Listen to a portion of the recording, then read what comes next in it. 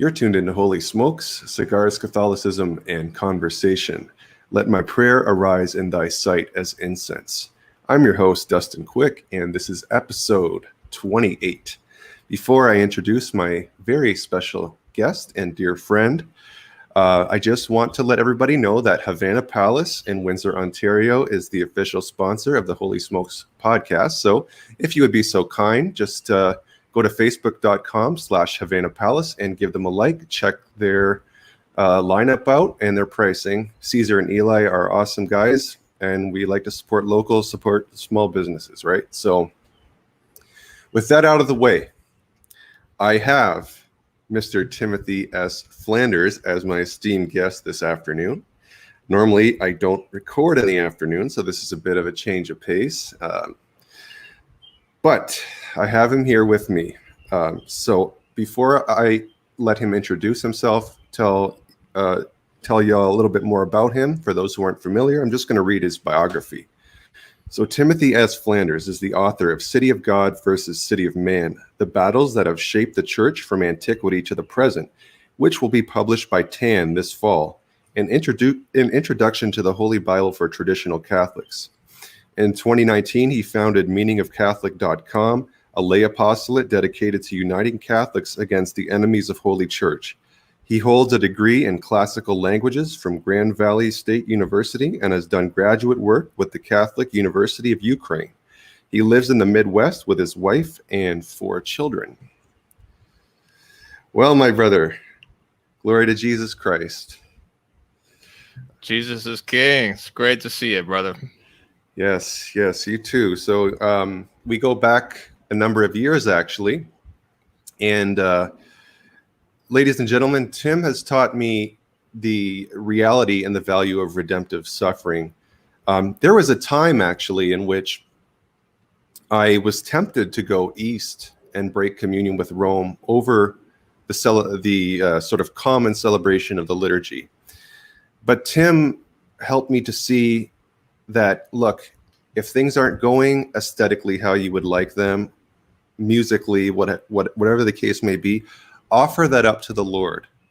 And those graces will come to you and maybe to other parishioners that are being fed by things that maybe don't necessarily appeal to you, whether it be hymn choice or whatever else.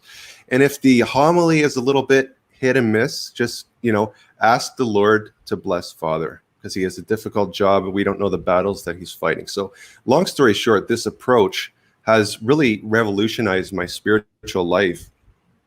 And it, again, the pearl of great price, redemptive suffering, was the thing that kept me in communion with Rome. And now I'm at a place where I wouldn't leave it for anything, no matter what temptations may arise, to jump ship, the Ark of Salvation. And one of those temptations is actually to go to Eastern Orthodoxy from Catholicism. And we're trying to let Catholics know that is a deadly mistake. Schism is spiritual suicide. And we want to help you avoid that pitfall and avoid the temptation at all costs. So, Timothy, my brother, thank you for being here. Can you please tell my viewers a little bit more about yourself and your journey in brief? Sure. Yeah, I will be brief. Basically, I was baptized as an infant, but I grew up as a Lutheran, evangelical, became Baptist. College, I was a non-denom, if you know what that is. I got really big into Messianic Judaism, just constantly searching for this incoherence, trying to solve this incoherence in Protestantism, where the religion was founded 500 years ago, but the real founder was 2,000 years ago. And eventually it landed me in Eastern Orthodoxy. So I was Eastern Orthodox for a time as well. That was my final step. And then eventually I realized the incoherence in Eastern Orthodoxy, which is a lot more difficult to see. And that's what we'll be discussing today. And then finally I came into communion with Rome shortly after Pope Francis was elected, in fact. So my whole Catholic life has been under Pope Francis, and I have never once regretted that for an instant, even though there's many problems and issues arising seemingly at an accelerating rate nowadays in the Roman Catholic Church. I really have never once for an instant regretted that. And so that's basically my journey in terms of a spiritual testimony to grace, of course. And so that's the basics of where I've been before Rome. Wow, that's an incredible journey. Yeah. I remember reading an article you had written a number of years ago called "An Eastern Orthodox Christian Looks West." And in that article, you sort of picked apart and dismantled a lot of the polemics that Easterners have about the Catholic Church. And you helped us to see kind of the reality.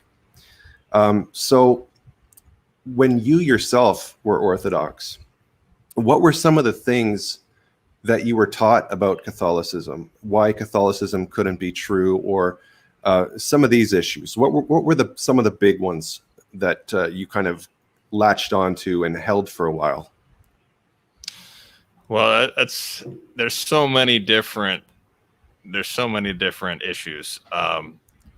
It's hard to even pick one big one. I mean, if any of your viewers are converts, the easiest way to explain it, I think, is to relate to what Protestants go through. And what Protestants go through is that they are raised with a bunch of misconceptions about Catholicism, even to outright lies that are just completely misrepresenting the Catholic faith.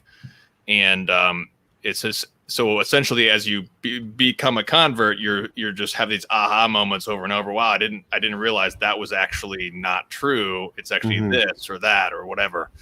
And that's essentially what's going on for such a large degree among the Orthodox. But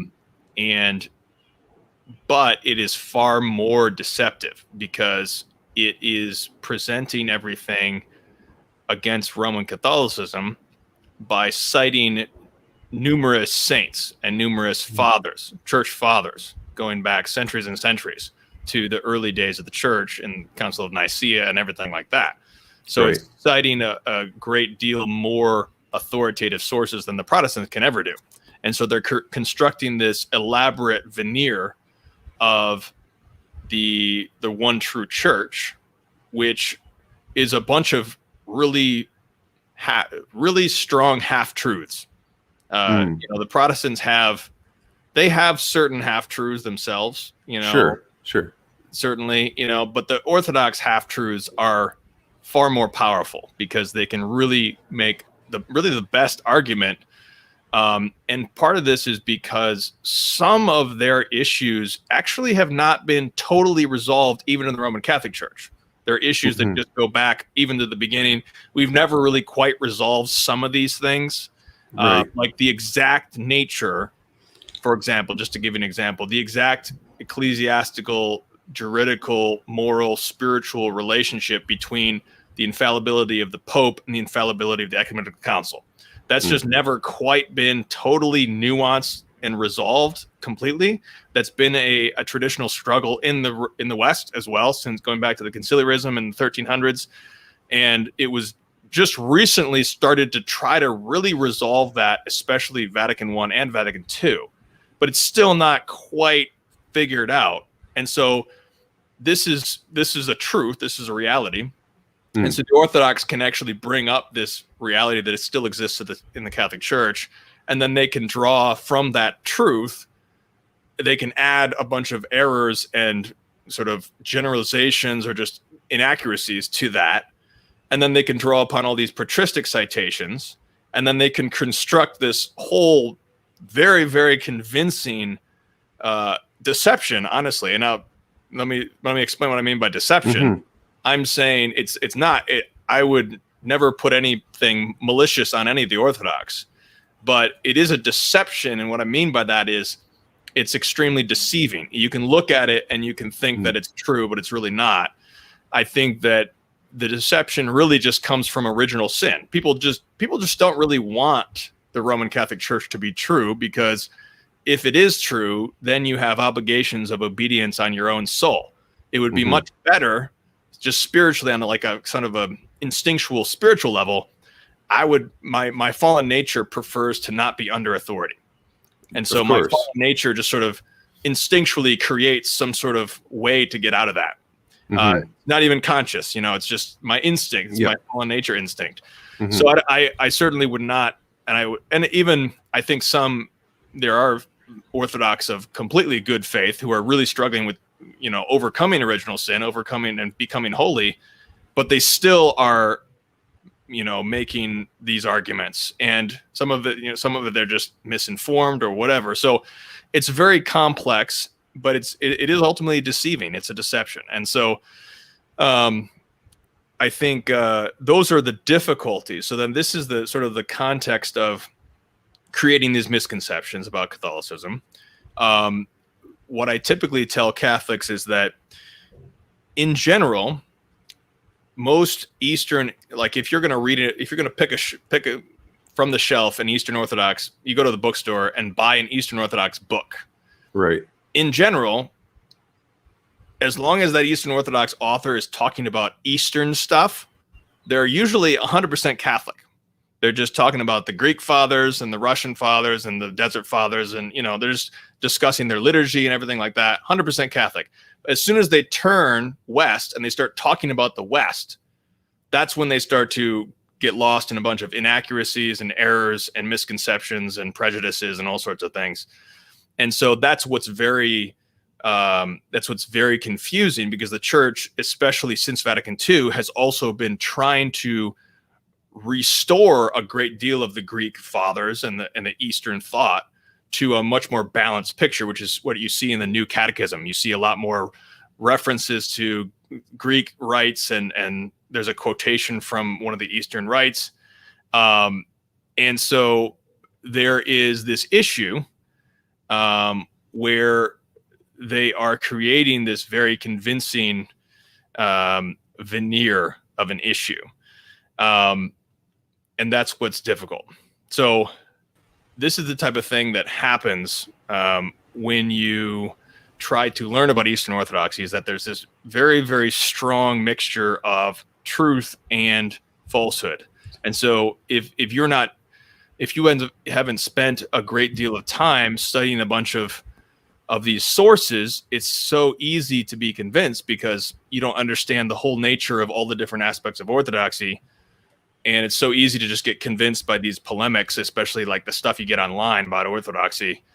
It's very easy to be convinced unless you have all these layers of historical, spiritual study that's taking it on all sorts of angles. It's very difficult to not get convinced by this. Of course. So that's the difficulty. And I guess that doesn't really answer your question specifically, because we never really talked about a specific answer, but that's kind of the context. Yes. And you just apply that to every single Catholic dogma, and they've got one for everyone. You've got one for the Immaculate Conception. They've got one for Papal Infallibility. They've got one for the Filioque. They got one for, just go down the line, indulgences. I mean, it's like as historically, you can actually trace the list of so-called Latin heresies just grows. And now they would say, obviously, it's because we invented more heresies, but there's a great scholar, Tia Kolbaba, who has a book called Inventing Latin Heretics. And she goes through these, what's called the Byzantine Lists. And the Byzantine Lists were these lists that were coming out in the 1000s, the 1100s, and 1200s of the Greeks, where they were just listing things that they thought were heresy in the West. And it's quite ridiculous, actually, if you go through these, because they start to say things like the Latins are heretics because they wear different hats, or have beards, or shaving, or whatever. Yeah, they have different beards, and it's very important for people to understand this was not just the Latins. They were condemning everybody else too. They looked to their Eastern neighbors, who were the Armenians. And there's a quote in a Greek rubric, actually, in the pre-Lenten season, which says, the actual quote in their service book, so their liturgical book says this, which is just paraphrasing it. It says that the Armenians begin to fast with eggs, or what cheese or eggs or something like that, but we fast this way to refute their heresy. So this is the type of provincialism that began to consume the Greeks. And to be fair, Latins did the same thing too. But sure. I mean, there's issues. But this is the type of thing you still get today. You still have a popular Orthodox priest to this day making a YouTube video and listing all these Byzantine lists. And this is ludicrous. Honestly, it's so sad, because the way that you fast, in terms of should you fast with eggs or fast with cheese, according to your standard of the tradition, there are different traditions in these non-essential matters, and they should not divide the body of Christ. Amen. Yeah. So let me ask you this. You often hear the narrative, okay, well, everybody was united until 1054, and then Rome left the Orthodox Church. I mean, what is the actual historical context of the schism, and when were East and West actually cognizant that communion had broken? I think it was much later than 1054, in fact. It's complicated. Basically 1054 is not the Great Schism. There's really no date for the Great Schism, so-called, because there was no ecumenical council that sort of sealed the deal as terms of a schism or a heresy. There was never an ecumenical council that dated that. There was a growing, the schism between, well, let me back up a little bit just for your viewers. There are, at the time of the Protestant Reformation, this is very important. At the time of the Protestant Reformation, the year 1500, there were 4 different apostolic churches. 4.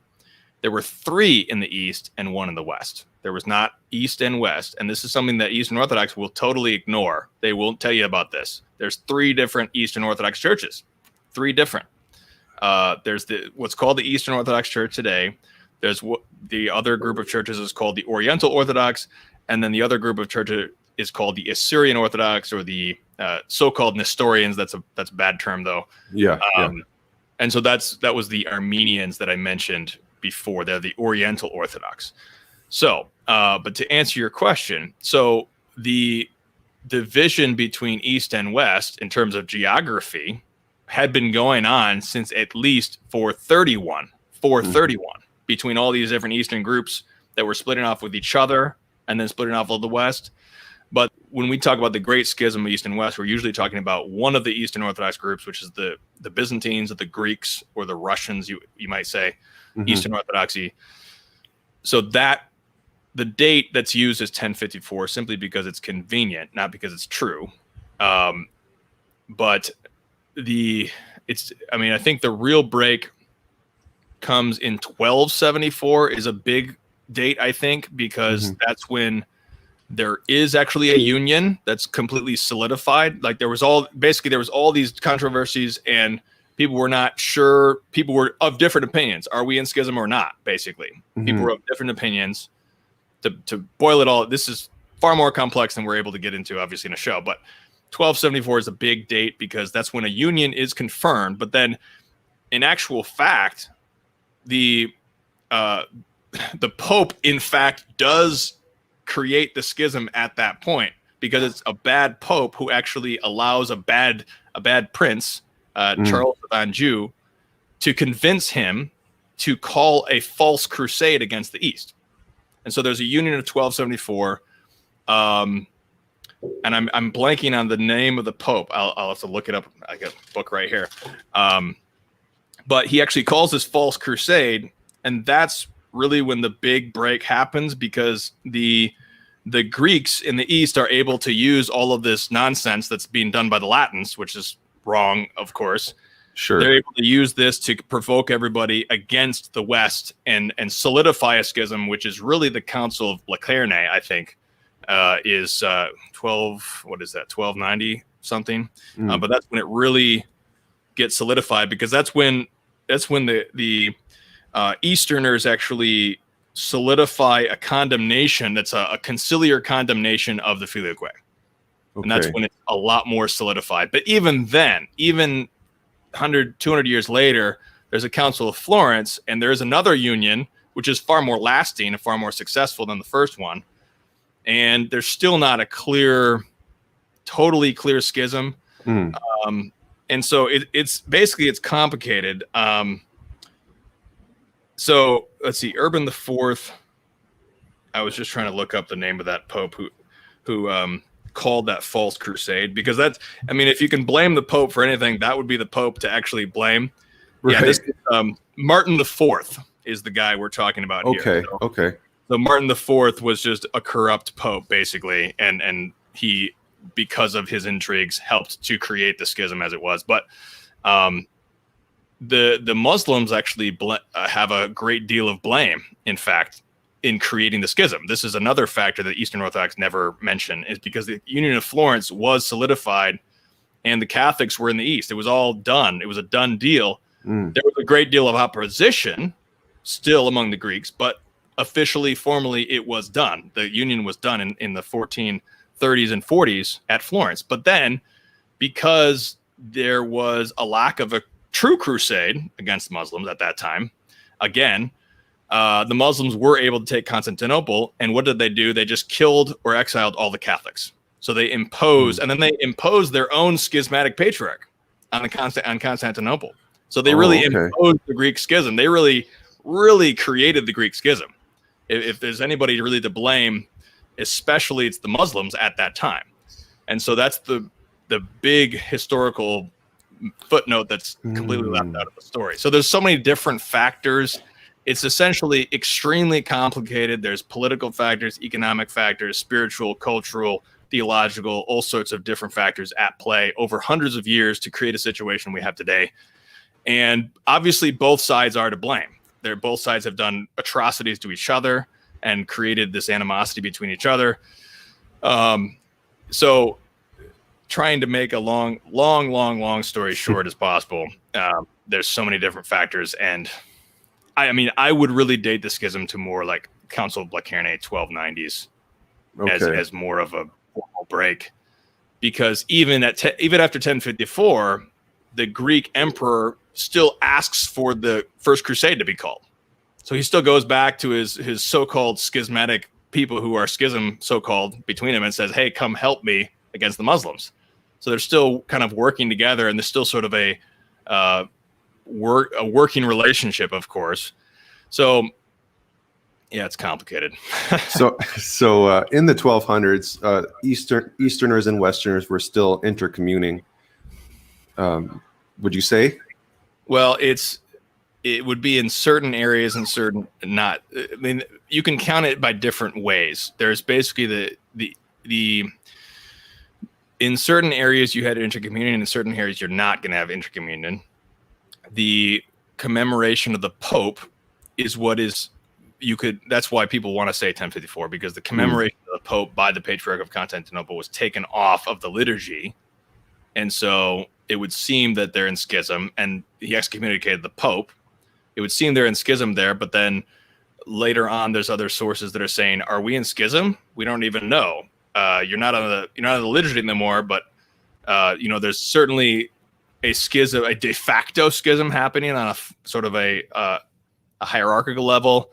So you can say that communion broke at 1054, at least for a time, but communion in other areas was restored. The Latin Patriarchate of 1204 to 1274.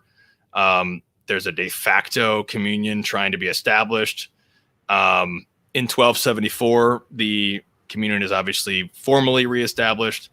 So it's going to be different in different areas. But the broad communion between the two churches and bishops, starting with 1054, is starting to become less and less, and especially on a formal level. So, because it ultimately goes down to the local bishop. Is your bishop in favor of the schism or not? Is he going to enforce it or not? Is he going to turn away a Catholic who comes to his liturgy or not? And that's actually what it is today, in fact. Right. Even to this day, you have an individual bishop or priest, and this is what's so important to people to understand about the Orthodox Church, is that there really is no Orthodox Church. There is the Orthodox churches, They have no universal canon law, no universal governance, no universal anything. So even baptisms are going to be different in different Orthodox churches. So there's not really a single way of doing things on a sacramental or jurisdictional level. The Orthodox Church, as such, is currently in formal schism with itself between Moscow and Constantinople. So there's just basically there's 14 different Orthodox churches which are been fighting each other for centuries on all sorts of different levels. And so that's the reality of the Orthodox Church. There's no such thing as the Orthodox Church. There's Orthodox churches who are more or less united depending on which topic you're talking about. But that's the reality, and that's the way it's been since this time. So that's why the question is difficult. You can say, you know, Constantinople may be out of communion. Maybe this other bishop was not. Depends on the area. Right. So Alan Rull has been in the chat, and he's asked me what kind of cigar I'm smoking. Alan, this is a Reposado Estate Blend Maduro Robusto. So just wanted to let you know. Fellow Canadian. Yes, thank you for tuning in. Eric Pine has just joined us. Masto. So we've got some people in here. Guys, if you have any questions, we will kind of save them towards the end. So just put @DustinQuick so I can clearly see in the comments which is a question. I don't want to miss anybody or leave anybody out. And also, let me say this. I do sincerely apologize. I seem to be having some connection issues. I bought a Wi-Fi extender and tried to get it set up as soon as I got home from work, which I had half an hour, and I just couldn't get it to work. So I do sincerely apologize. Hopefully it hasn't taken away from the quality of what Tim has offered thus far. So please accept my apologies. I will do better next time by God's grace. Get that sorted out. So you know what I find interesting. So oftentimes Orthodox will tell Catholics, look, our liturgy has not changed. It's timeless. We don't need a pope because we have the sensus fidelium. It's a mystery, but we somehow all retain the same faith and we have the same sacraments. We're united. It's mysterious. We don't need this autocrat who sits at the top of a pyramid to direct us, to tell us what to do. And it's never been that way historically. In fact, Easterners have constantly, they say, rejected such claims to papal authority, and it's just not the way of the early church.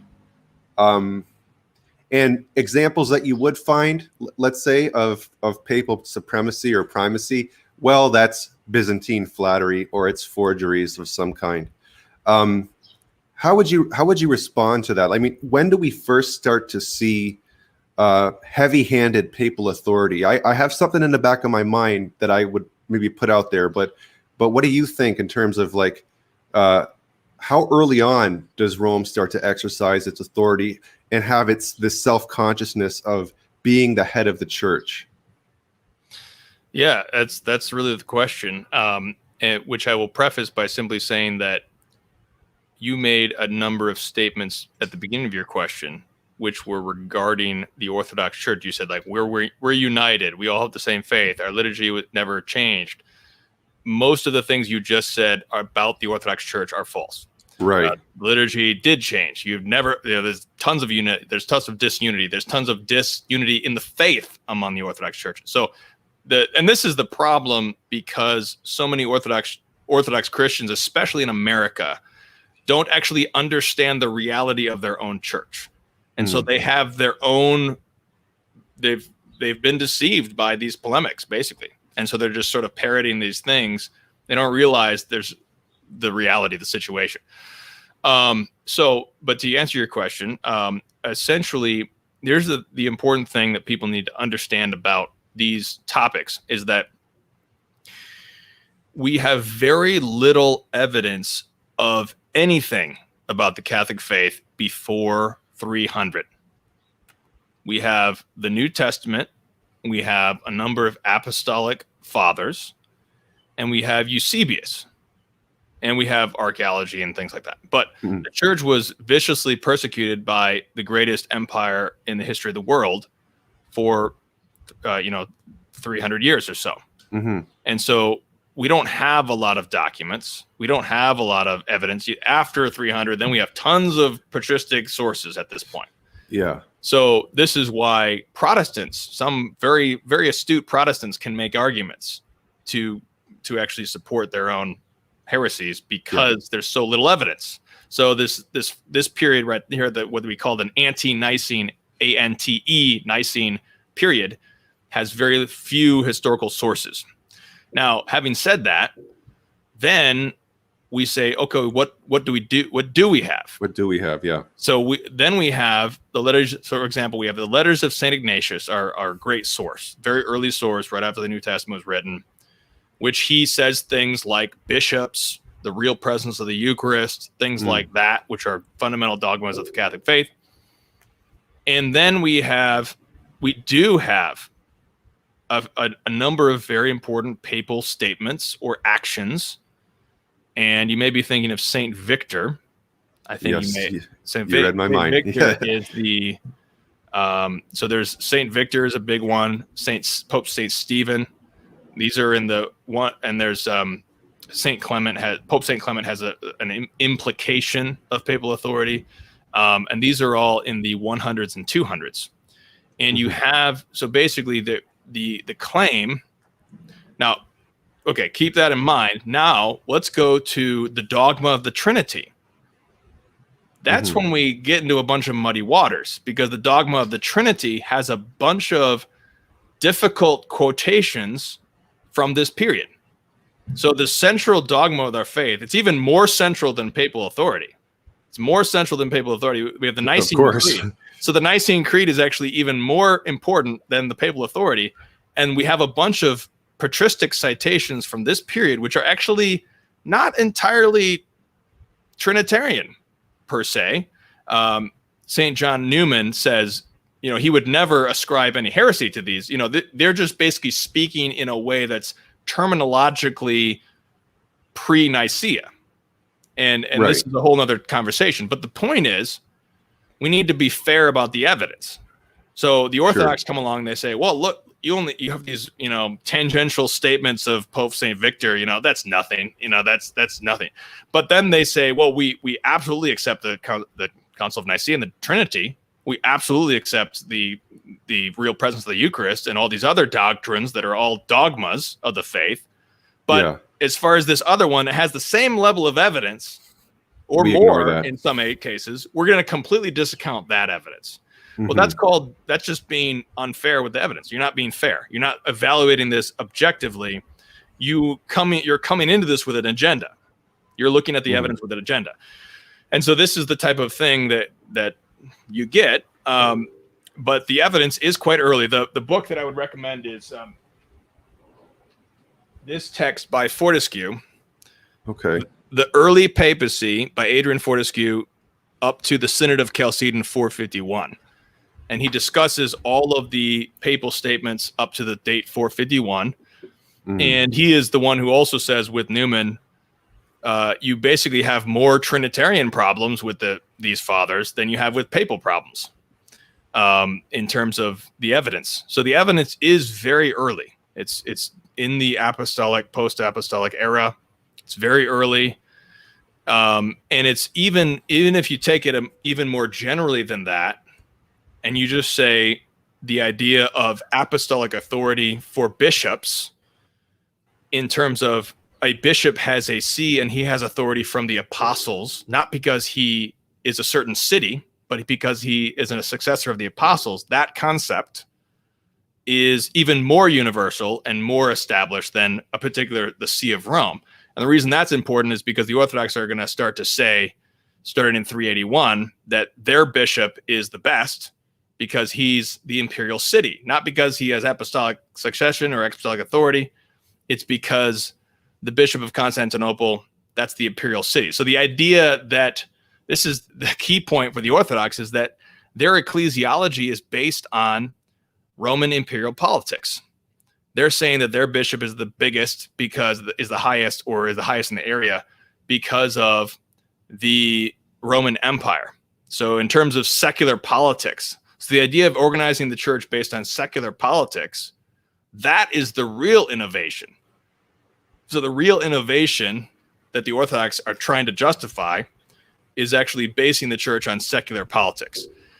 And that is the part that they never tell you, because their bishop, the power of the Pope, they'll look at the power of the Pope and they'll look at history and they'll say, wow, the power of the Pope just increased and increased and increased, which is true. Right. It's true. It did increase, but it was increasing in reaction to the increased secular power or the power of the bishop of the secular imperial capital, Constantinople.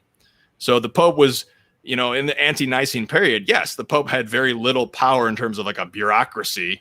Yeah, sure. He was exercising universal jurisdiction, but there was no, Curia and Vatican and all the stuff you had today.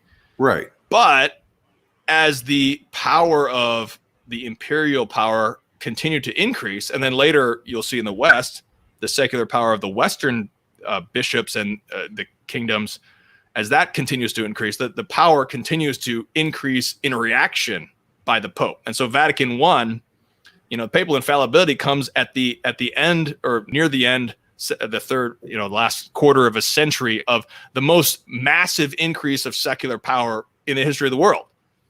And so finally, the papal infallibility is finally reacting to the apex, the climax of secular power. So it's ultimately a power. This is what I try to treat in my book is really the power. It's the struggle between the city of God and the city of man. And the papal authority is always trying to defend the city of God against the increasing incursions of the city of man. So that's a long-winded answer to trying to get at the evidence of what you're trying to get at. But yes, the evidence is mixed, but we need to be fair about it as well. Sure. And the reason why I think the witness of Pope St. Victor is so powerful at that early stage, we're talking 100s, keeping in mind that Revelation, a lot of people say was written around 100. So we're still in the 100s by this point. Pope St. Victor believes himself to have the authority to excommunicate the entire Eastern Church over the dating of Easter, to follow the Roman dating. So I think one has to ask oneself, where would Rome at such an early period get this consciousness about itself that it has the power to do things of this magnitude? Where did that come from? I mean, like I say, Revelation was written some 80 years before Pope St. Victor. But in that short span of time, we have popes speaking like this, thinking that they have the God-given authority, and God-given is a key phrase, to excommunicate an entire section of the church.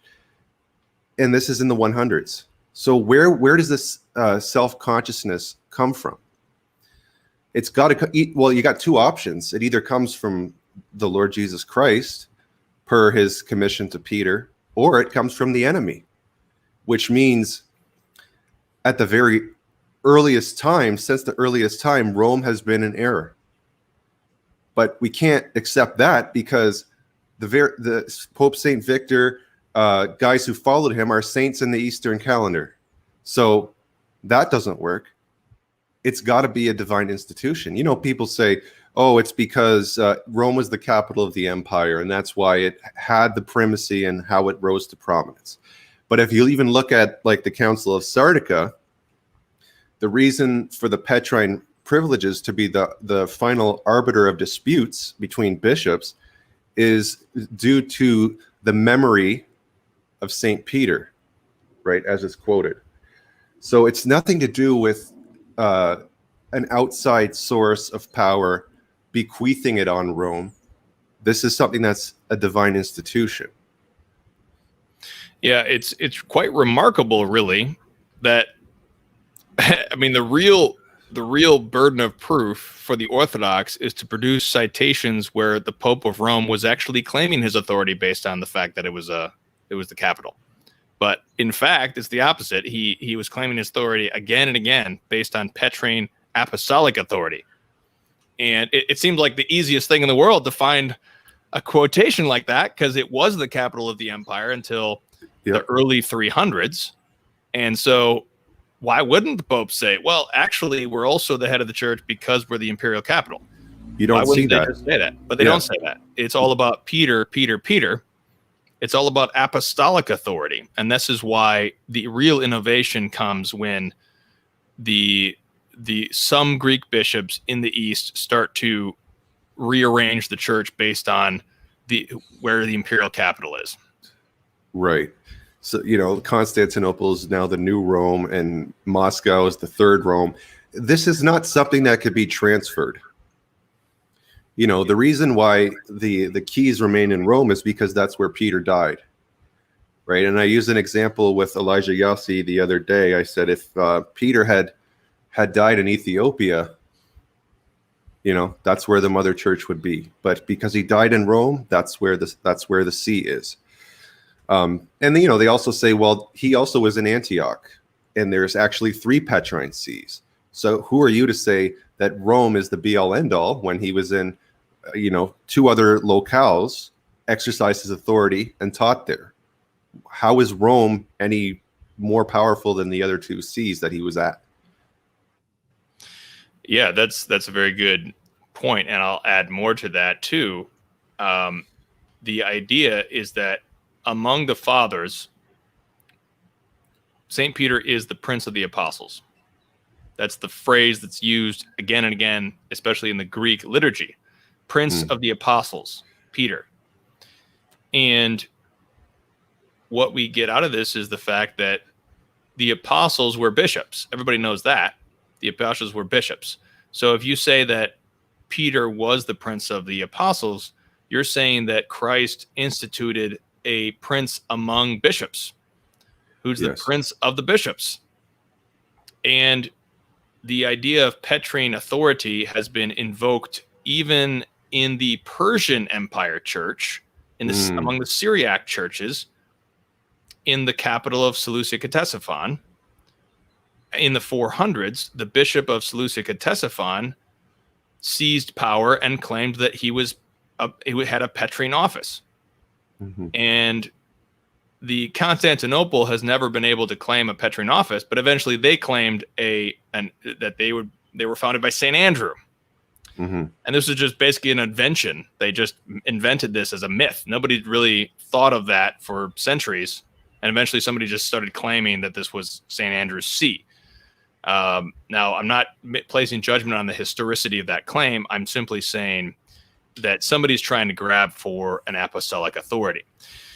But the thing is that Antioch and Alexandria, the other Petrine sees, never claimed primacy according to their Petrine office over the rest of the church. Right. But they did. This is the key to the history of the first millennium, is that they did claim authority over Constantinople in a sense, because Constantinople was asserting authority based on the secular government. And now when I say secular government, that's kind of a misnomer. What I mean is the temporal authority. Right. So nothing's really secular at this time. It's the temporal authority, meaning the government. It's a Christian government, obviously, but it is the temporal authority. The emperor is who's deciding this. The emperor is deciding this, not the bishops. The bishops, and that's a key point. But the Antioch and Alexandria are not claiming the same kind of prerogatives as the Bishop of Rome as a successor of Peter. And as you said, Serdica is ascribing this to Rome. Serdica is a council very early, and they're not trying to ascribe such things to Antioch and Alexandria. So if you want to be conciliar and you want to be, taking all the fathers into account, the fathers never had anything compared to Rome in the East regarding Alexandria and Antioch. It never existed. So there's never really been a claim. So the answer to that objection that you just said was, well, why are you trying to invent something that the fathers never tried to invent? That's just not even patristic. You want to be patristic, like you say. Well, the fathers looked to Rome as the Petrine office. Even if you agree it was like first among equals, they weren't trying to do that with Alexander and Antioch in the same way. Yeah.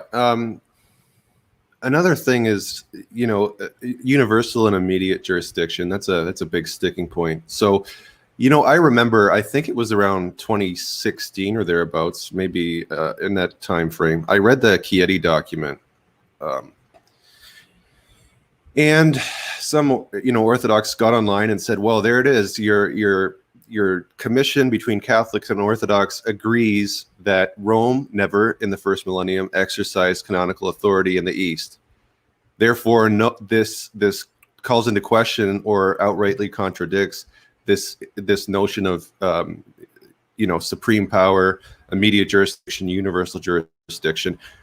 Now, either that claim in that document that Rome never exercised canonical authority in the East, either that claim is just outright false, or there's a nuance to it that maybe some people didn't pick up on. Is there a way to harmonize that, or is this just a false claim, an ahistorical claim? It's really both, and it's not. It's either just, or. Yeah, it is nuanced because what do you mean by immediate jurisdiction? Are you saying, Vatican I type of bureaucracy of the Curia, or you're appointing bishops everywhere across the world as it is today? No, absolutely not. That never existed. It really hasn't existed since Vatican I is really what created that system of appointing bishops throughout the world by the Pope personally. That's really a system of governance which didn't really have any parallel per se. So if that's what we're talking about, yes. If what we're talking about deposing or excommunicating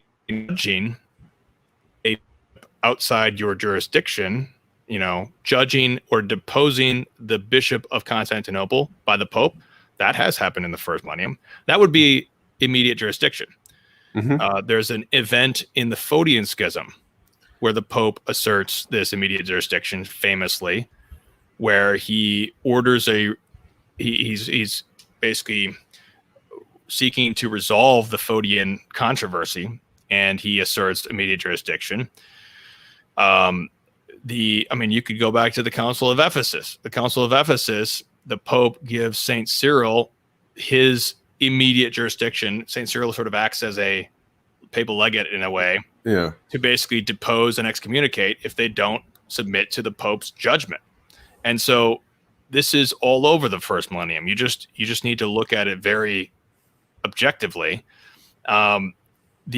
So these documents for viewers, these documents you mentioned, the Chieti document, there's various documents which have been released, which are documents of it's an official dialogue between the Roman Catholic Church and the 14 autocephalous Orthodox churches.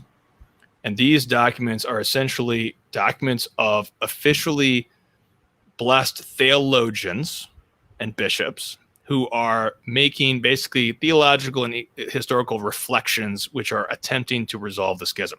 They have absolutely no authority in terms of a magisterial document or anything like that, or even a synodal agreement. They're trying to work out the schism is what they're trying to do.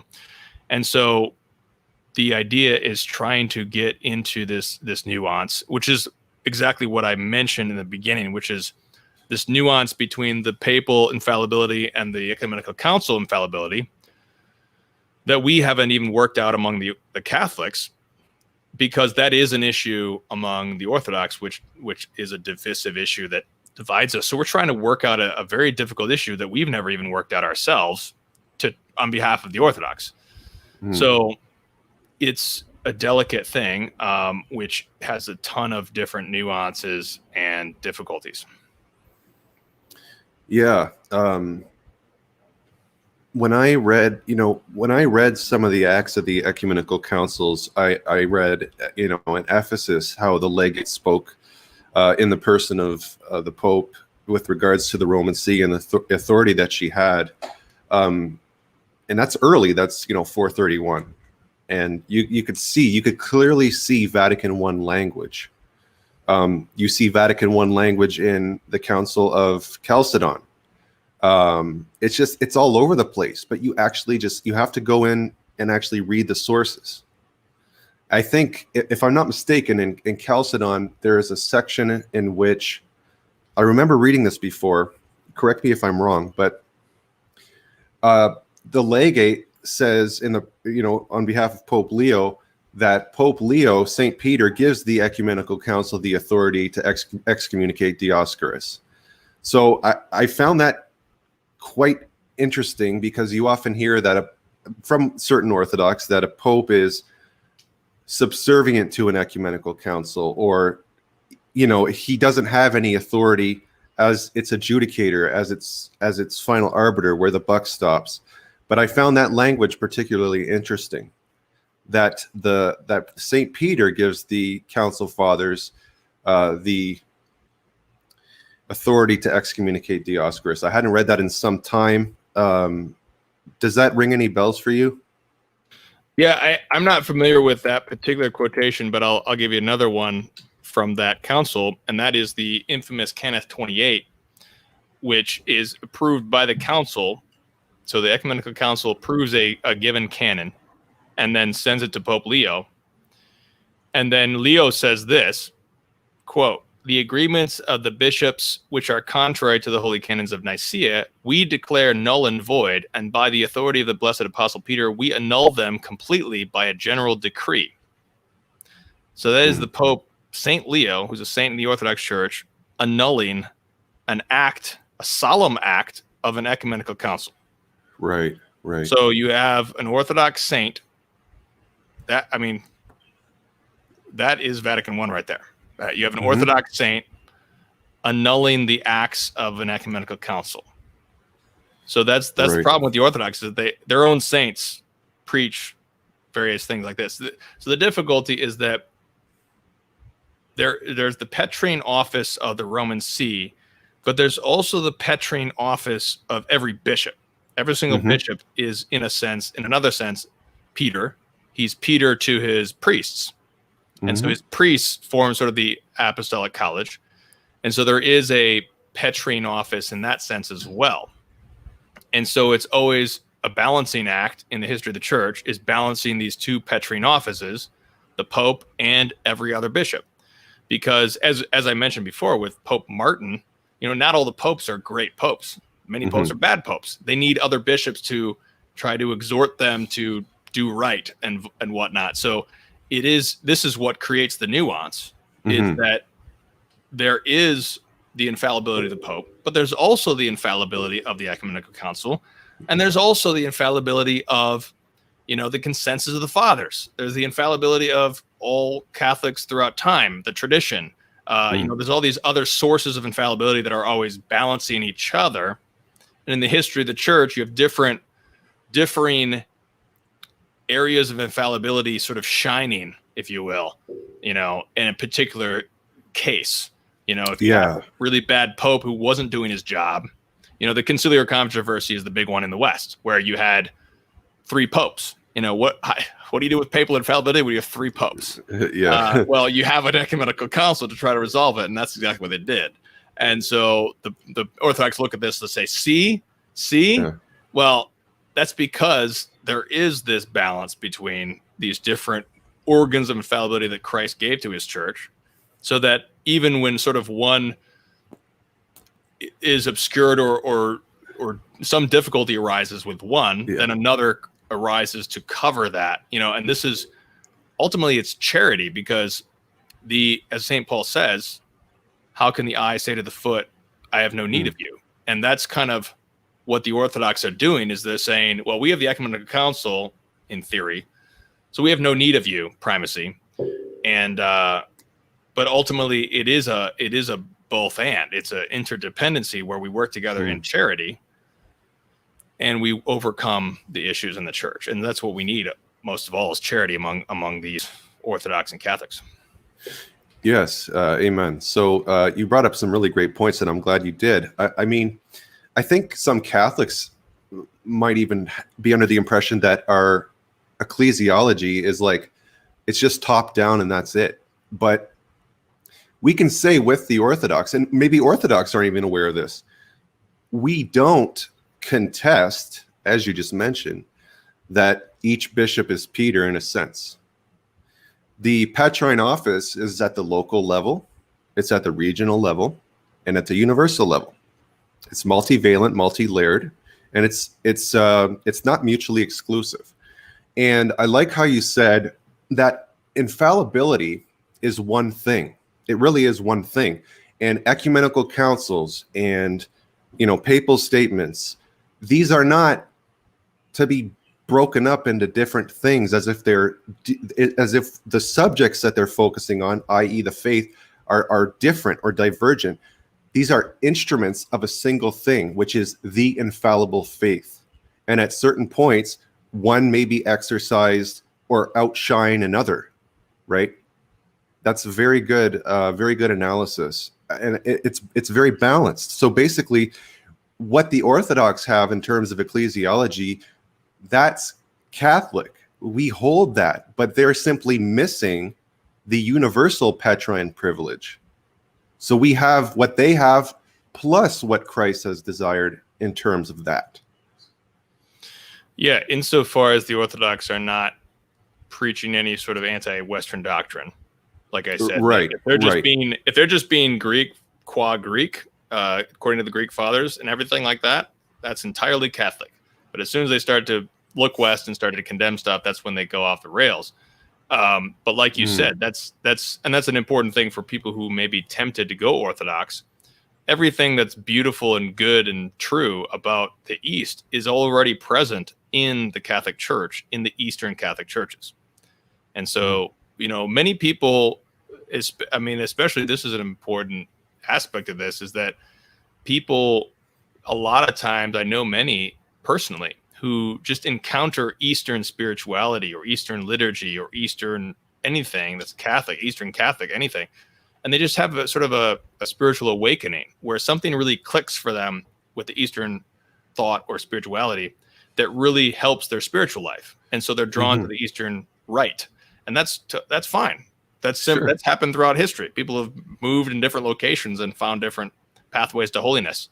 And so, yes, even on the ecclesiological level, if the Orthodox Church are simply saying, they're simply emphasizing collegiality, emphasizing things like that, that is something that Vatican II was attempting to recover with the concept of collegiality. Vatican II, at its best, is trying to reunite with the East, is trying to restore a lot of Eastern things that have been lost for various reasons, especially as a means to restore this unity between us and so many of our apostolic brethren in the Greek schism. This is an important fact to keep in mind too. A lot of people isolate Vatican I and say, look at the ecclesiology, because you have Pastor Eternus and that's the be all end all. But what we need to bear in mind is that the Franco-Prussian War disrupted Vatican I and they had to call off the council. So what ended up getting on the table in the form of Pastor Eternus was one sort of decree of ecclesiology. There were other drafts, other documents that actually, from what I've heard, emphasize the collegiality to complement the primacy and supremacy of the Pope. But because the council was disbanded, they couldn't do that. And so what ended up happening was those other documents came in the form of like papal encyclicals subsequent to Vatican I. And ultimately what Vatican II does is it doesn't shift from Vatican I, but what was intended at Vatican I in toto is encapsulated in Vatican II in Lumen Gentium, for example. Vatican II formally closed Vatican I. So that's what people need to keep in mind. Yeah, but Orthodox brethren, Vatican I was not about the East. It was about attempting to react to things like the French Revolution, state power that was absolutely tyrannically supreme to the point of murdering countless priests and nuns and faithful. That type of, which ultimately we see in the First World War and the Second World War. That's the type of thing that Vatican I was trying to react to, especially with Pastor Aeternus, was trying to confirm the infallibility of the faith. Is that exactly what you just said? The infallibility of the faith, because in the 19th century, the faith and the church were completely called into question on every single level. And Pastor Aeternus is trying to confirm the infallibility of the church. That's the goal of Pastor Aeternus. They focused everything on the Pope for various reasons. But like you said, because of these historical situations and God's providence, the council was not able to get to further nuances and further aspects of infallibility from other sources of infallibility, like the bishops and that type of thing. Yeah, and so, when Orthodox are dialoguing with us, and they'll say, well, I just can't accept Vatican I. Well, I would say, and I'm sure you would agree, that the buck doesn't stop with Vatican I. Read Vatican I and Vatican II, which formally closes it. Consider the historical context and the surrounding factors of Vatican I, and because that's not the complete picture. It wasn't intended to be. It was just one decree on papal infallibility, but it was highlighting that one instrument of the Pope being infallible in certain circumstances, limited circumstances. But that doesn't mean there aren't other organs of infallibility. You just don't see that at Vatican I because of the war. They couldn't go on. It's that simple. Yeah, absolutely. There's a great deal that we can concede to the Orthodox. What we can concede in particular, I mean, the Orthodox are, at best, they're concerned about the integrity of the local bishop's authority. They are concerned, and with good reason. And what we can concede is the evil of Latinizations, which have been imposed on the Eastern Catholic churches through various means, which is a suppression from on high against apostolic customs and liturgies and things of this nature. This comes to a dramatic, ugly climax, actually, with Pius X, who is a great saint of the church, but in this particular case, unfortunately, he had bad advisors in the Vatican when he suppressed married priests in the United States among the Eastern Catholics with the document Ea Semper. And this became a provocation of the Orthodox, say thousands of Eastern Catholics. I don't know what the actual numbers are, but Eastern Catholics were departing from the mystical body of Christ and joining the Orthodox schism on this issue. And it's because it was actually a wrong decision on Pius X's part. The Ruthenian bishop, the Catholic Ruthenian bishop, had to fight Pius X or fight the Vatican to actually get his own jurisdiction to actually care for his own faithful at that time. And that was because there was an overextension of papal power. There was an erroneous decision, which actually was not reversed until Pope Francis. Pope Francis actually reversed this wrong decision. This is the irony. People hate Pope Francis and love Pius X, but in this particular case, there is a reversal of so-called errors. And so this is the type of thing that the Orthodox are rightly concerned about. And so we can concede a great deal and say, yes, popes, bishops, or various factors like imperial powers like the Portuguese have imposed some form of Latinization to suppress apostolic customs or liturgies or various things like that among the East. And this has been a problem for centuries. And Vatican II actually was one of the best things about Vatican II is that it very firmly repudiated the evil legacy of Latinizations. That's one of the best things, in my opinion, that came out of Vatican II is a repudiation of that very forcefully, more than ever before. The popes had condemned it before, but so this is a very important concern, and we need to communicate to Orthodox that this is a reasonable concern. But this is ultimately, it falls back on charity because, as we concede, the popes have made errors of the prudential character. They've never made errors of the faith and morals, universal papal doctrine character. But popes are not impeccable. They do make errors. They commit sins, and there's not always justification for what they do. Sometimes it is wrong and it gets reversed. But this is the messiness that comes with working your salvation out through fear and trembling, through charity, through truth and charity. It's the difficulties of being in a church with humans. And you're going to get the same problem in the Orthodox Church, because you're going to get the Holy synod in Antioch or the Holy synod in the Patriarch or whatever, because they have the exact same problem with the old calendars controversy. The Patriarch of Constantinople made a unilateral decision to impose a different calendar, which has provoked a schism ever since among the Orthodox. So they have the exact same problem, except it's on a more localized level.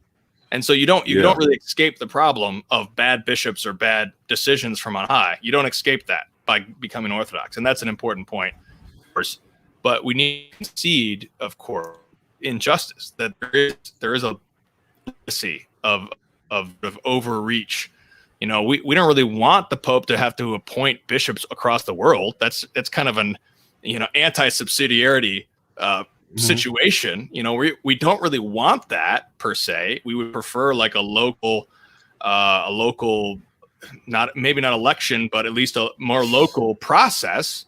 Yeah. But this is the situation we're in, for good or for bad. Maybe it is a good thing to do right now, or maybe it's not. It's just these things do develop to a degree on a historical level, but not in their substance. And there's, even today I see, some Orthodox and Eastern Catholics even, they see Eastern Catholicism as a stepping stone to Orthodoxy. So, for example, if you have an Orthodox convert, let's say, and a friend tells him, "Oh, I'm becoming Eastern Catholic," the Orthodox will rub his hands with glee and say, "It's only a matter of time before you make the full immersion." So they see it as like a stepping stone. And then you get the sense among some Eastern Catholics, they say things like, "Well, really, I only accept the first 7 ecumenical councils." And they cite Paul VI for some reason on this. And then they say, "Oh, everything after the 7th council is basically a Western council. The Eastern bishops weren't there, so it's not ecumenical. And I can just kind of dispense with all of that. And I can be Eastern Orthodox in communion with Rome and adhere to the first 7 ecumenical councils." Is that wrong-headed? Like, what are we to make of that? Or how should we advise somebody who's thinking of taking that view? Yes, it's wrong-headed. It's heretical, in fact. I'll go further. No Catholic can deny the Immaculate Conception. It's dogma. Eastern Catholic, Western, North, South, East, West. It's a dogma. And in my experience, I don't know a ton of Eastern Catholics, but from the ones I know and the ones I've interacted with, there seems to be, in general, 2 general parties on this question. There's the Orthodox in communion with Rome party, who followed the Bishop Elialis Zogby of I can't remember if he was Melkite of Antioch. There's 3 or 4 different patriarchs of Antioch, so I don't recall which one he was. But so Zogby, so that's the Orthodox in communion with Rome idea, meaning, like you said, we don't have to accept the 9th, 10th, 11th ecumenical councils or whatever. We can question these things. And then there's the Eastern Catholics who are really fully Catholic. They don't have one foot in Orthodoxy. The Eastern Catholic history is very heroic, because the Eastern Catholics shed their blood rather than forsake communion with Rome in this against the Soviet Empire, right? And various others, even before that, centuries before that, they were actually facing persecution from their Eastern brethren and the West. As we just said, they were facing these Latinizations on the one hand, and they were facing bloodshed on the other hand from the Eastern. So the Eastern Catholics have been very heroic And that is the legacy that Eastern Catholics need to draw upon. Wow. When they're discussing these things, it's really a cross. Even today, Eastern Catholics are treated as second-class citizens in the Roman Catholic Church in various circles or various areas. And that's an injustice. That's a great injustice. And it's a provocation for the Eastern Orthodox, of course. Yeah. But that's a cross that they carry heroically because they believe in the Petrine office. They believe in the church. They believe in charity. They believe in, like you said, redemptive suffering. They're willing to take up their cross and die as martyrs like St. Josaphat, a great Eastern Catholic saint. And they're willing to do so because they believe in the dogma of no salvation outside the church, because that's ultimately a dogma about charity. They're saying, I will not break with my brethren. My brethren abuse me. I will break with them, even if my brethren. I will not break with my father, even if my father abuses me. That's charity. That's a cross. Yeah. That's a great, great cross, and it's a great glory for these Eastern Catholics. So that's the real legacy of Eastern Catholicism. And then you get this Orthodox in communion with Rome idea, which is where, I'm sure to a large degree, these are, Eastern Catholics who are in a tiny minority within a bigger minority in a Muslim country. That's the type of problem that they're dealing with. And especially in places where there's a strong Christian minority, like places like Egypt. There's obviously a great camaraderie among all Christians, even Protestants, because they're living in a Muslim country. It makes sense. Yeah. And there's a great desire to get those bridges built so that we can work together in a Muslim society. But it can sometimes go too far. And that's when you get the Orthodox in communion with Rome idea. I see. So let me ask you this. When we look at the Council of Florence, and you say, look, papal claims were conceded, purgatory, the filioque, from the Father through the Son type of deal, but still it was assented to by the Eastern attendees, the bishops, the clergy. And then, of course, the clergy get back home, the laity revolt, and the Florence is out the window. So I like to say to people, look, the laity, for various reasons, didn't want the reunion, which is understandable given the climate and everything. The fact is, the clergy agreed to the terms of union, agreed to the theology presented. So that right there is a powerful statement, I think. But then they'll respond by saying the only reason the Eastern clergy assented was because they needed outside help against Muslims. So they said, Rome, we need your help, and we're willing to accept whatever you say just so you can help us. So really, they didn't accept it on the basis of religious truth. It was more external pressure. Is that really true? Well, it is true, and it's not true. Like we've been talking about, there's so many half truths. But if you're going to be consistent about negating an ecumenical council based on pressure from an emperor, then you should negate the Fifth Ecumenical Council, which was enforced by Justinian's army. And so if you accept that council, emperor's army that was just hunting down everyone who opposed him and deposing bishops who didn't oppose the council, well, you're going to have to check a lot of other ecumenical councils that had political pressure of some kind. So political pressure happens in history. And so you may be motivated by a less than pious motivation, which may cause you to re-look at something that you wouldn't have otherwise looked at. And so, yes, there's political pressures on all sorts of different areas and aspects of that. So just because there's political pressures at pretty much every ecumenical council. Oh, yeah, of course. There's all sorts of historical problems with that. So the problem with that claim is that, in particular, there is a dearth of historical sources, again, because the Muslims took over and they killed all the Catholics because they didn't want the Union of Florence. It makes obvious sense to them. Of course they're going to do that. Of course they're going to destroy any historical record of that. Of course they're going to rewrite the history as much as possible. They're going to, this is so much of this history is actually created by Muslims. That's an important point. This is the text written by an Antiochian Orthodox Christian. So this is Eastern Orthodox right here. Muhammad II imposes the Orthodox schism. That's an Orthodox author? Yeah, this is an Orthodox author claiming this. Wow. But this is the type of thing. This is an example of the difference between Antiochian Orthodox and the Greek Orthodox. There's a strong difference between those two, because we don't have time to get into all that stuff. But Antiochians are essentially far more willing to work with Rome than the Greeks are, or the Russians. And there's various reasons for that. But sure.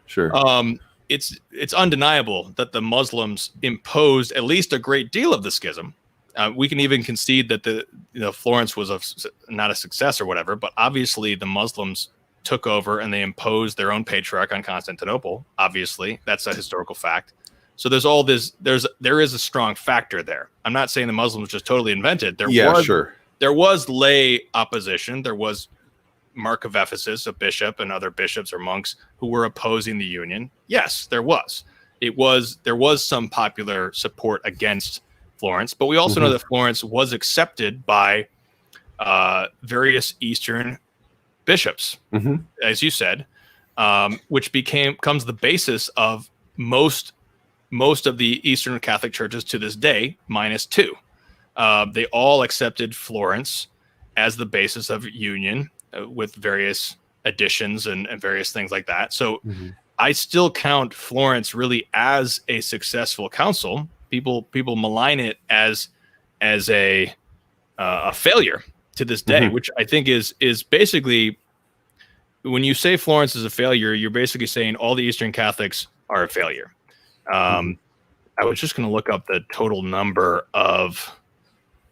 I'll get this in a second, but the total number of Eastern Catholics is in the millions. It's not just a family of 12.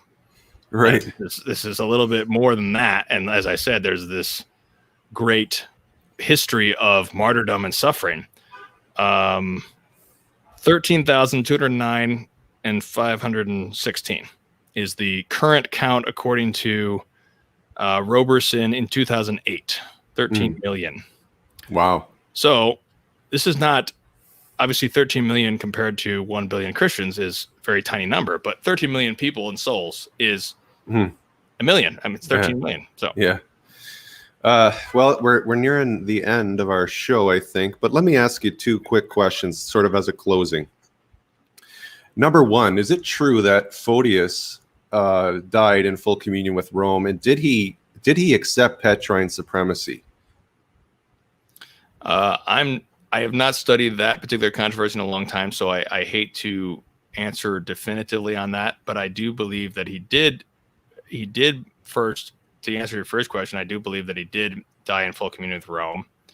And there is Petrine primacy was accepted at, I can't remember if it was the 869 or the 879, but there was some acknowledgement of Petrine primacy. Obviously, the Pope was completely involved from the very beginning of that whole controversy.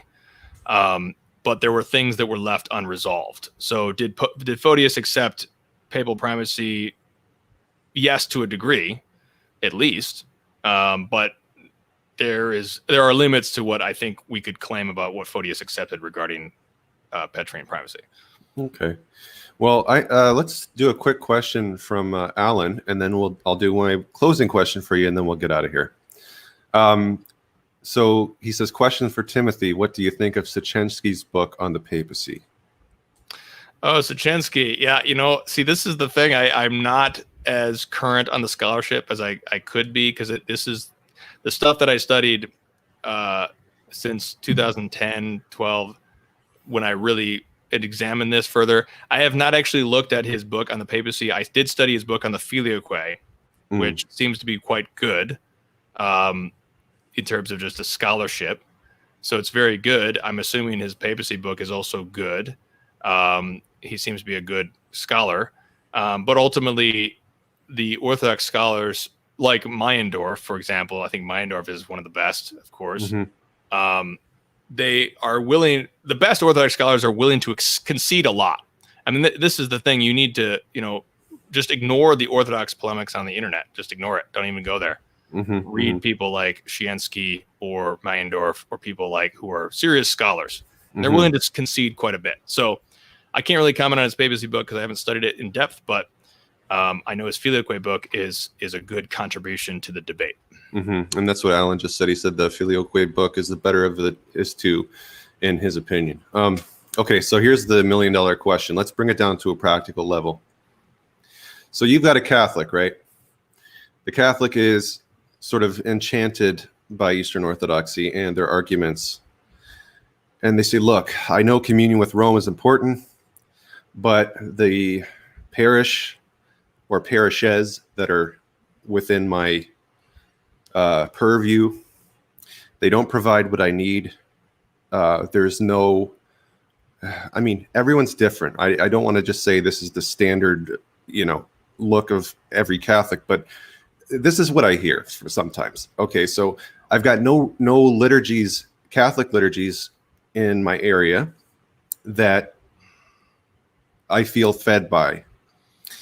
The only thing that's in my area that I could get the sacraments from is an Eastern Orthodox church. I have no other options. So based on that alone, is this a case of spiritual emergency where I'm basically let off the hook and I could join the Orthodox Church, or do I offer this up? Do I go to these masses? Do I go to these liturgies that are not as beautiful as the Eastern one? And do I remain in communion and offer up my suffering for the salvation of the world? What is the appropriate response? Well, the appropriate response is obviously to remain in communion and offer up the cross and be willing to shed your blood rather than to die outside communion with Rome. Because the bottom line is that if you leave communion with Rome, you're going to hell. Let me say that again. If you leave communion with Rome, you're going to hell. Because there's no salvation outside the church. Now, I'm not going to deal with a bunch of nuances and all sorts of things about salvation outside the canonical boundaries of the Roman Catholic Church. Okay, let's just set that aside for a second. But when someone knowingly, and this is, I can just quote Vatican II for this. In fact, yeah, Lumen Gentium, right? Yeah, Vatican II says, he who would know that the church is necessary for salvation and would not join it, and I'm paraphrasing, that's not exactly what it says, but it's something to that effect, cannot be saved. So, and the reason for that is because it's charity. The definition of mortal sin is the destruction of charity in the soul. That's what mortal sin is. Mortal sin destroys charity between God, your soul, and God, and your neighbor. Right. This is what mortal sin is. And so when you leave communion, you're saying no to charity. That's why that's a mortal sin. That's why you'll go to hell. It's a dogma of the faith that people in mortal sin go to hell. That's a dogma of the faith. Nobody can disagree with that. And when you break charity, when you choose schism, you're going to hell. Unless God miraculously saves you for some reason, for some extraordinary grace or something like that. But ordinarily, you're going to hell. So that's the bottom line is, do you want to go to hell or not? And so that's, you just got to wake up and smell the sulfur. And that's the thing that really helps put these things in mind. And that's why so many Eastern Catholic martyrs have said, no, we're not going to join this faux Orthodox church that the Soviets invented and whatnot. Okay, so start there. That's where you should start. Start with the fires of hell. That's a very helpful thing always. Now, except for scrupulous souls, I'm not but for this particular situation, that's what I usually bring up.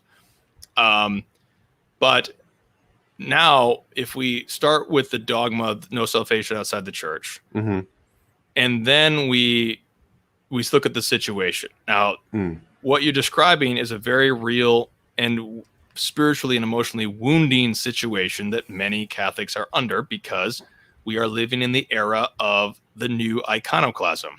And the new iconoclasm is just as insidious and evil as the first iconoclasm back in the 700s. Back then they were actually killing people and hunting them down and killing them.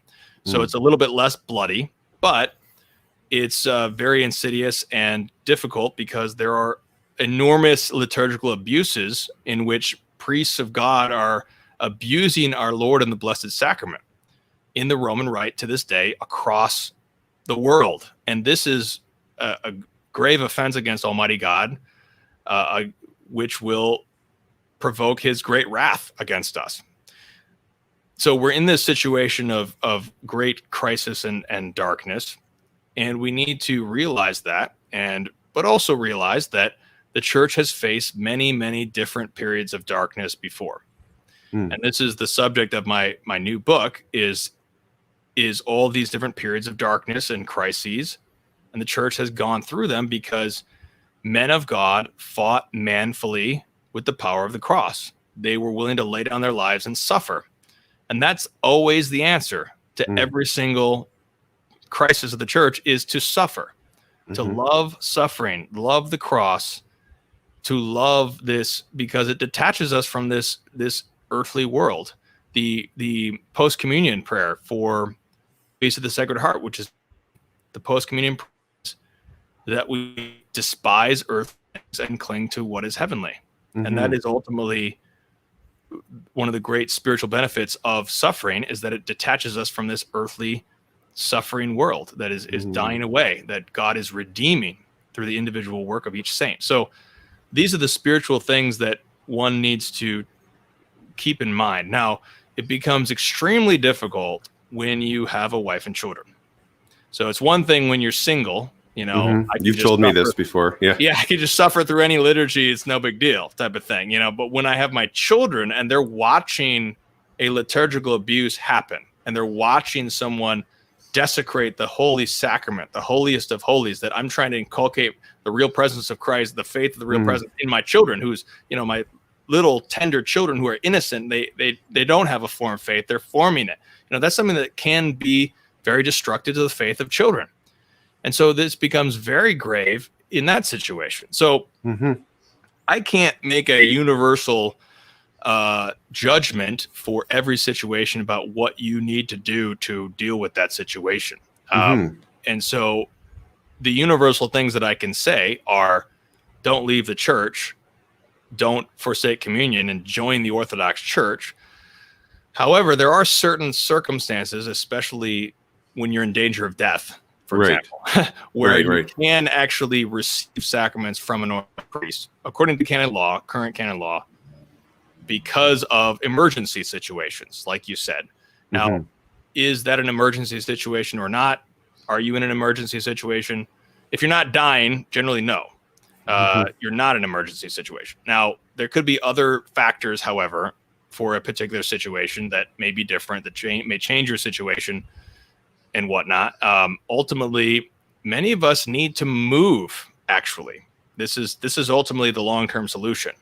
If someone in your family is in danger of death or whatever, and you need to seek an Orthodox priest or whatever, something like that, crazy situation, ultimately the long-term solution is to either change your parish situation or move. And that's unfortunately the problem. Sometimes it's actually easier to move, because changing your parish situation is extremely difficult, and you're going to put your children through 5 years of battles with the parish council. Maybe you're in a situation like that. It just depends. It just depends on the situation. Maybe you are in a situation where it's just kind of bad and it's tolerable and it's not going to hurt my kids. That's something that would be a great situation of showing your children the redemptive suffering, to suffer through a situation, try to make it better, work through that. Children are still remarkably resilient, even though they are vulnerable.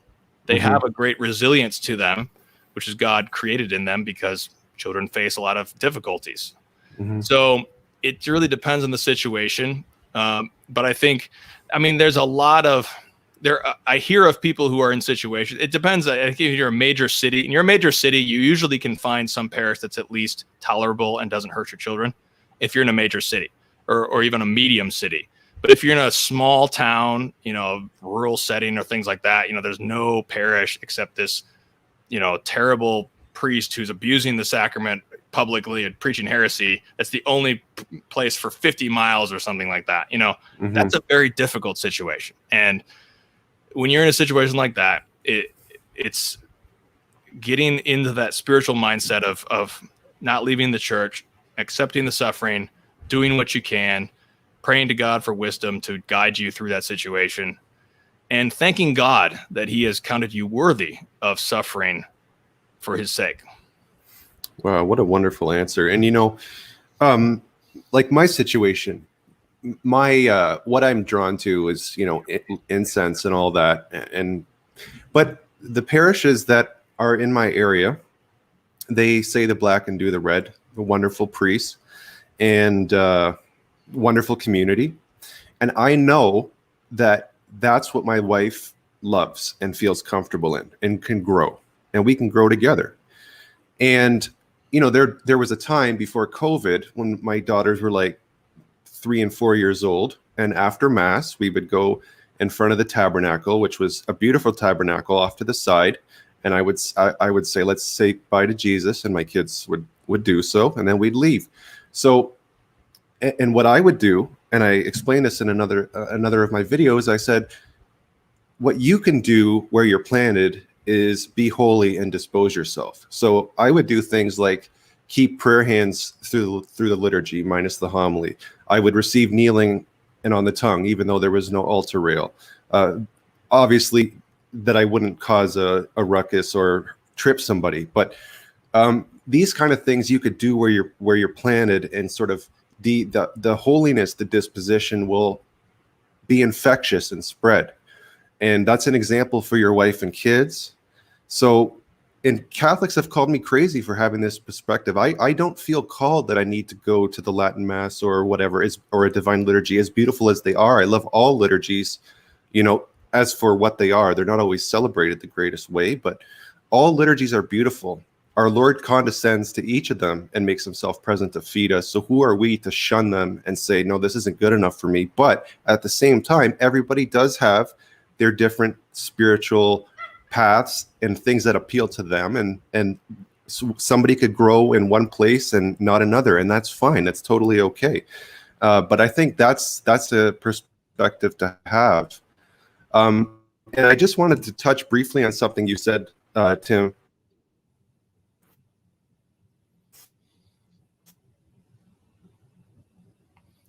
Dustin, you're cutting out again. I think we might lose Dustin again. I don't know. But I think I'll just start talking it. There we go. You're back. Go ahead. Okay.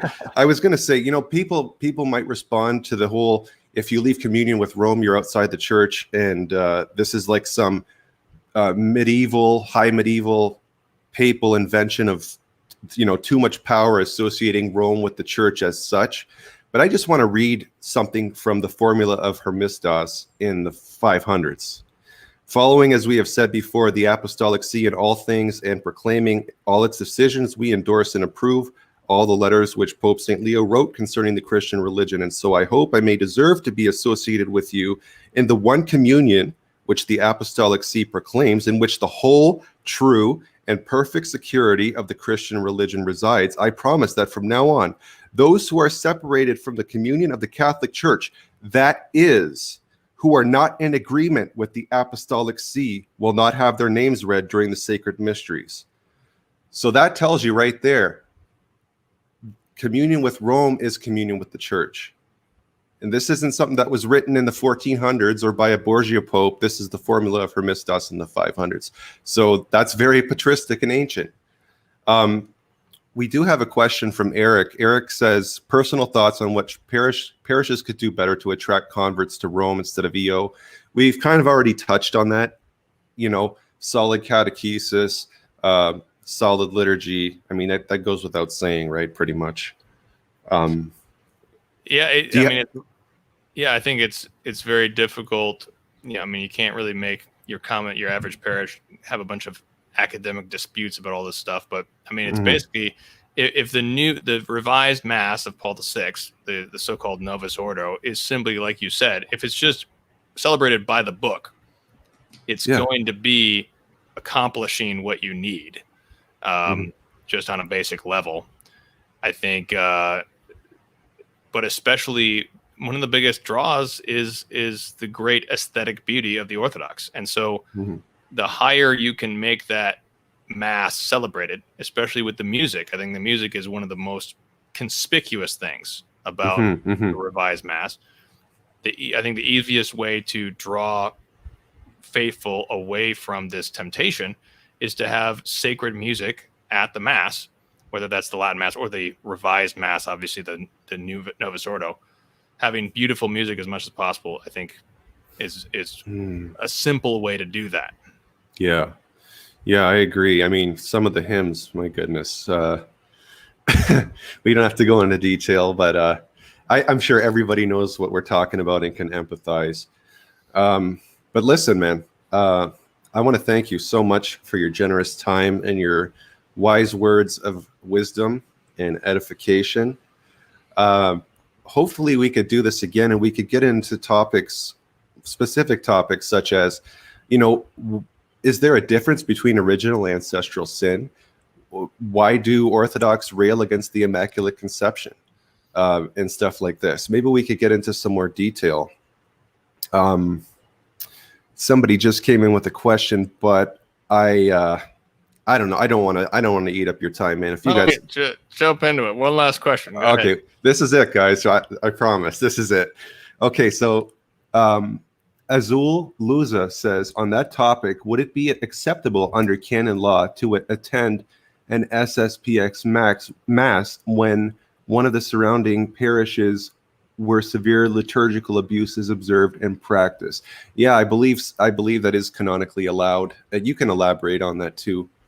Yeah, so the Sspx is officially permitted to attend by the Vatican, and you don't even need, you'd actually don't need to have a reason like that there's a serious problem. You can actually attend the Sspx, and you can commune, and you can do everything that you would do at a Catholic church. You can even, the Ecclesia Dei even said you can contribute to the communion plate. You can tithe there. This is all allowed officially by the Vatican, by the official channels. It's already been decided. There is basically an irregular situation with the Sspx, and so this needs to be resolved because they are basically in the church, but there's sort of especially among some of them, there's a wing of schism among especially some of the Sspx. I think one of their bishops especially is very, very reactionary in his rhetoric. So there's crazy people anywhere you go. Everywhere, You're going to get problems anywhere you go. The official Vatican response says you can go to the Sspx, you can commune with no sin whatsoever. You can just basically treat them like the Catholic Church, except avoid a schismatic mentality. So anybody in the Sspx who's just railing against Pope Francis or just being really reactionary, really schismatic, that is something you need to avoid, and avoid any pitfalls on that end.